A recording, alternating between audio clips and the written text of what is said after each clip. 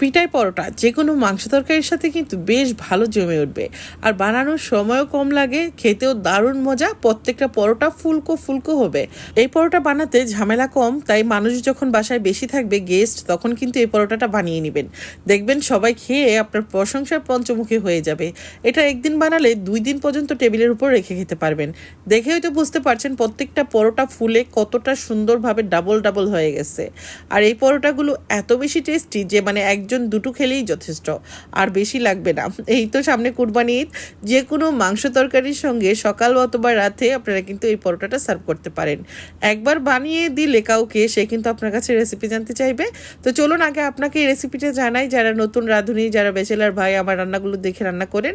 এখানে আমি হালকা কুসুম গরম পানি নিয়েছি 1 কাপ, ইস্ট দিয়ে দিলাম 1 টিস্পুন পরিমাণ, চিনি দিলাম 2 টিস্পুন পরিমাণ, আর গুঁড়া দুধ দিয়ে দিলাম 2 টিস্পুন পরিমাণ। এখন খুব ভালো করে সমস্ত উপকরণ মিশানো হওয়ার পর আমি এখানে ময়দা দিয়ে দিলাম, তার উপর দিয়ে দিলাম স্বাদ মতো লবণ, আর আমার নিজের তৈরি বাটারটা দিয়ে দিলাম 1 টেবিল চামচ পরিমাণ। খুব ভালো করে এই ডোটা তৈরি করতে হবে, হাত দিয়ে মিনিমাম 10 মিনিটের মতো মাখাতে হবে। তো একটু রেস্ট করে করে মাখাবেন, এতে করে প্রত্যেকটা পরোটা ফুলকো ফুলকো হবে। আমি একটা ডিম দিয়ে দিলাম এরই মধ্যে, আর দিয়ে দিলাম সামান্য পরিমাণ তেল, এতে করে কিন্তু ডোটা অনেক সফট হবে। ডোটা কিন্তু নর্মাল পরোটা রুটি বানাতে গেলে যেরকম ডো হয় ওরকম না, তার থেকে অনেকটাই সফট। এখন আমি 10 মিনিটের মতো ঢেকে রেস্টে রেখেছিলাম। এখন রুটিগুলো বানিয়ে নিচ্ছি। আমার বাসায় যখন বেশি মেহমান আসে তখন আমি এই পরোটাটা বানিয়ে ফেলি সকালের নাস্তায় অথবা রাতে।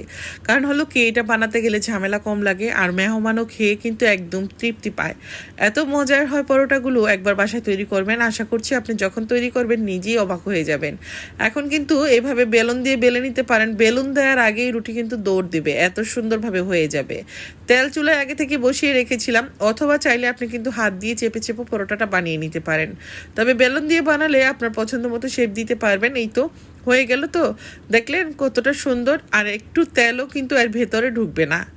আজকের রেসিপিটা যদি ভালো লাগে ভিডিও বেশি বেশি করে শেয়ার করবেন, কারণ এখন সামনে কুরবানি ঈদ, সবার বাসায় কিন্তু রুটি বানানো একটা প্যারাদায়ক হয়ে যায়। এই পরোটাটা যদি বানিয়ে নিতে চায় একসাথে সে 50টা পরোটা বানাতে পারবে, একটু পরিশ্রম লাগবে না, এত সহজ হবে।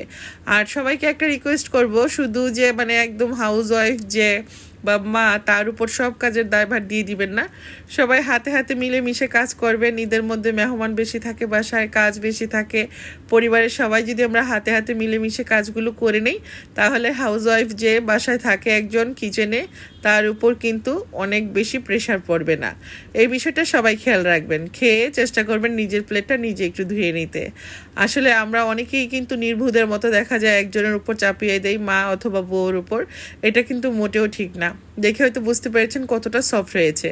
একটা পরোটা ভাজতে 1 মিনিটও সময় লাগে না, কয়েক সেকেন্ডের মধ্যেই কিন্তু ভাজা হয়ে যায়। এটা টেবিলের উপর রেখে 2 দিন পর্যন্ত খেতে পারবেন, এরকমই তুলুর মতো পাতলা থাকবে। ভালো লেগে থাকলে ভিডিওটা বেশি বেশি করে শেয়ার করতে কেউ ভুলবেন না। সবাইকে আবারও জানাই ঈদের আগাম শুভেচ্ছা। সবাই ভালো থাকবেন। আল্লাহ হাফেজ। আসসালামু আলাইকুম।